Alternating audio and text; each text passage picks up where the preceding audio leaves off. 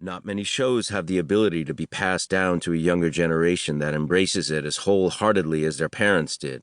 And so we wondered, what if we tried to meet these newfound devotees on their own turf? The podcast. The two of us had worked together on a ton of projects, both Sopranos related and otherwise. I mean, we did a movie called Nicky Deuce, based on a book by me. The movie The Hungry Ghost, written and directed by Michael, which I starred in, and a number of other films. We also did a stage show along with Vinny Pastore, you know him as Big Pussy, called Conversations with the Sopranos, which we toured around the country and as far away as Australia. And we're very close friends in real life. When one of us gets to go on vacation, the other's the first one to get a call to come along and bring the family. So when the idea came up to do a podcast in which two buddies would sit down and chat, rewatch all 86 episodes of The Sopranos, and bring on all the other cast members, directors, producers, writers, everybody, from the sound guy to series creator David Chase, it seemed like a natural. It was announced, we did a whirlwind press tour, and we're ready to go into the studio to record together starting March 25th. And then COVID hit. On March 13th, the day a national emergency was declared, the day the world stopped turning for all of us, Michael was stuck in California, sick as a dog. Later, we realized he and his wife probably had come down with COVID. I was holed up with my family in my apartment in New York, depressed as hell. The thought of doing the podcast remotely never occurred to us. I mean, we didn't even know it was possible. None of us had even heard of Zoom yet.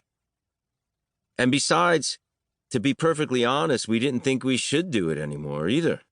We thought doing a podcast in the midst of all this tragedy was totally tone deaf. After all, who could possibly want to hear us talk about a TV show with all the suffering that was going on in the world? But then we started hearing from fans, both the older generation who watched the show back in the day and the legion of new young followers. We're stuck at home, they told us. We're sheltering in place like we're supposed to. We're binge-watching The Sopranos. We're waiting for the podcast. We want you to watch it with us. Where the hell are you? And so, reluctantly, we started talking to our producers about trying to do the podcast from our homes. We had a crash course in virtual programming, in creating home studios, in setting up our lights and mics and backgrounds. I mean, we didn't even have time to talk about what the hell we were going to do once the tape started rolling. On March 30th, we just jumped into the deep end and recorded our first show. We were both depressed and worried as hell. We had a mutual friend who passed away just before we went to air. But here's what Steve said on that first podcast. If we could give you a moment of joy, I guess that's what we're doing. I'm in the house 23 hours a day.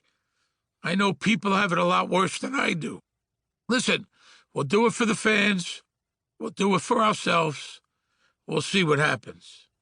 And here's what happened. As soon as that first episode aired, we heard from a ton of people saying they wanted more. They told us that listening to the podcast buoyed their spirits, and hearing their kind words buoyed ours, more than they'll ever know. Our depression started to lift. We did another episode, and another. And soon all the old gangs started showing up. Lorraine Bracco, Edie Falco, Vinny Pastore, John Ventimiglia, everybody. It was like homecoming week every week. Pretty soon, we got to the point where we couldn't wait to do the next episode. Being with the Sopranos gang always had a kind of rat-pack feel to it. Whenever we got into the studio or met on location, it was always just like hanging out with your old friends on the corner. And this podcast brought that all back to us. It was like no time had passed at all.